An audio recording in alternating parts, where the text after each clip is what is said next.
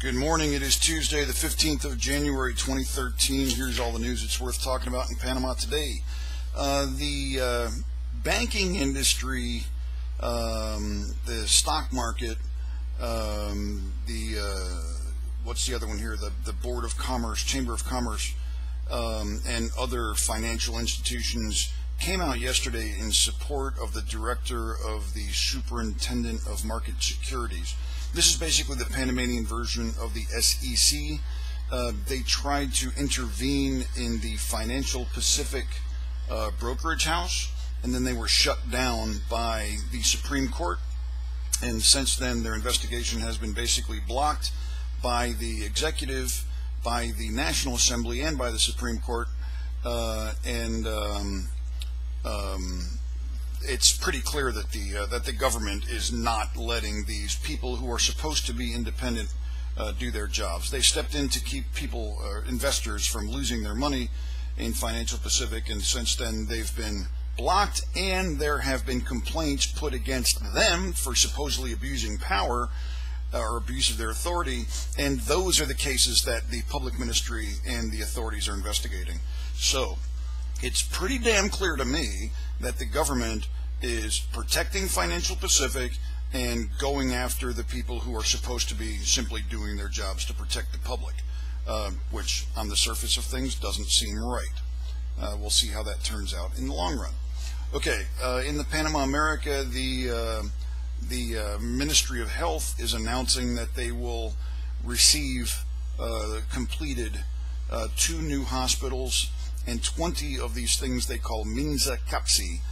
Their Minsa is the Ministry of Health, and Capsi is basically these smaller health centers. The 2 hospitals, one is being built in Chiriquí and one is being built in the Darien, and then they're building 20 of these smaller health centers. The difference between the health centers is they don't do surgery at the health center, but the point of the matter is that they're building a bunch of these things, and they will be delivered shortly. Okay, popping over to the Estrella. Yesterday afternoon, Juan Carlos Varela, who is currently the vice president of Panama, he's from the Panamanista Party, held a press conference last night during the 6 o'clock news hour to announce that he will be running for president. He announced his candidacy, and he gave a long speech rambling on about how pissed off he is at just basically criticizing the Cambio Democrático and Ricardo Martinelli. No surprise there.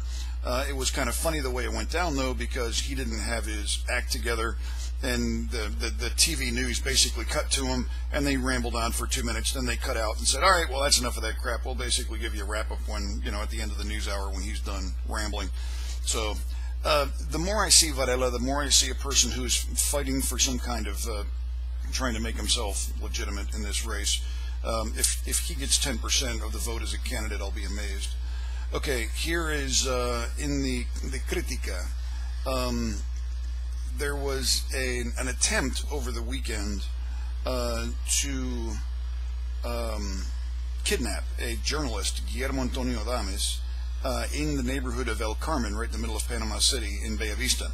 There were a couple of people who were dressed as police officers. They were just wearing costumes. They basically stopped his car. They were using a private vehicle, and one cop gets out, and the other cop jumped in his car, and he realized that, hey, this is crap. These guys are not really cops. So he basically got out and hauled ass, and even though one guy had a gun, they chased him and they tried to grab him, and he got away from these people. But because of that, he had a meeting with the Minister of Security, Molino, and others, and they're doing a public service announcement basically saying that this is what real cops look like, and if this kind of stuff happens, then they're just regular thieves that are trying to do bad things to you, so don't cooperate with them. It's one of these things that's a judgment call in the moment on the street. You just got to do what you need to do. Okay, here in Telemetro, a guy who was in prison in Cologne was beat to death. Patricio Wood Martinez. He had killed somebody, and he was beat to death in his own cell. So that's a headline. The Ministry of Health is saying that this bacteria is under control.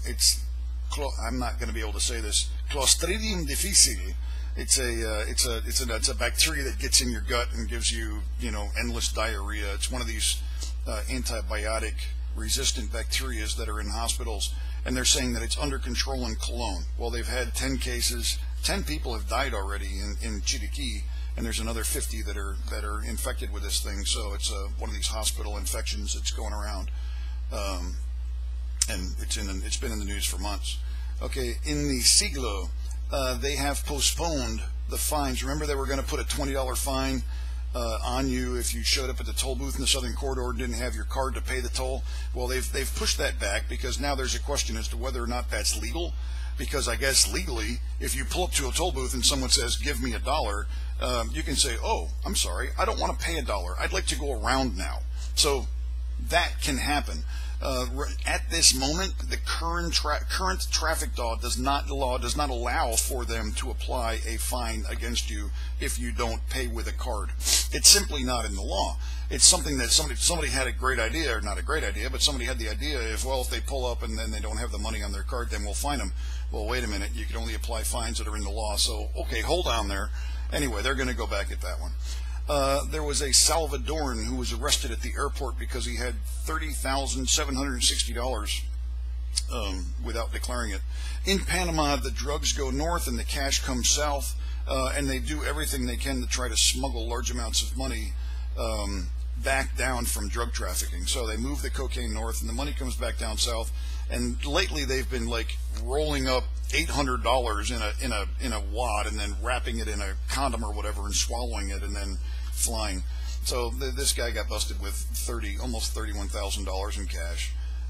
It happens. It happens a lot.